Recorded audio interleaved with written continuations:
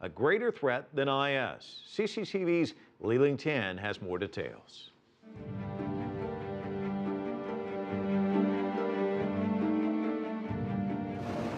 Leveraging on the fears over the Islamic State or ISIS fighters and the international response to degrade and destroy the threat, Israel's Prime Minister drew sharp comparisons between IS and the militant group Hamas.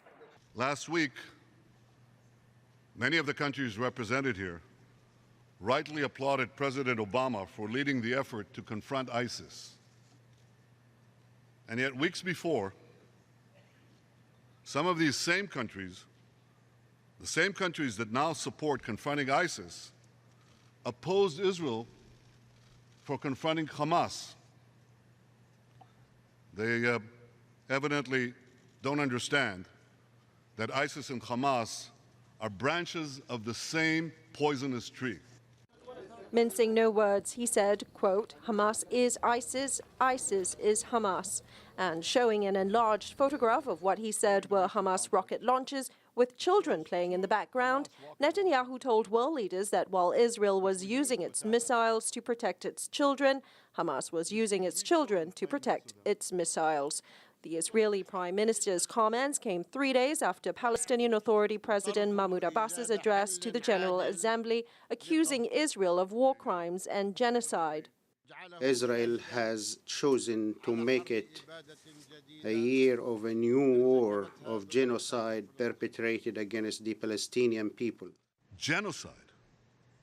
In what moral universe does genocide include warning the enemy's civilian population to get out of harm's way, or ensuring that they receive tons of humanitarian aid each day, even as thousands of rockets are being fired at us, or setting up a field hospital to aid their wounded?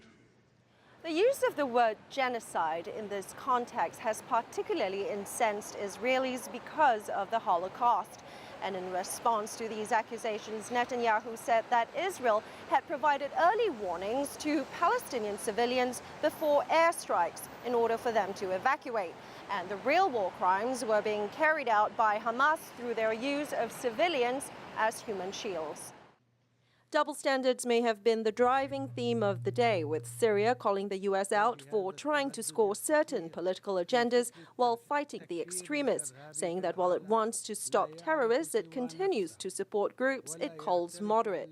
This is a real recipe for the increase of violence and terrorism and the bloodshed and Syrian bloodshed and prolonging the Syrian crisis and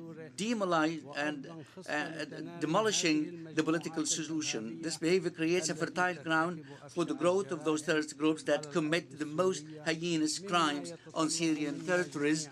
Syria says it has repeatedly expressed its willingness to work with the U.S.-led coalition against IS, but that Washington has refused to include the Syrian government of Bashar al-Assad. The U.S. and its European allies no longer recognize Assad's government as the legitimate representative of Syria's people. Liling, CCTV, New York.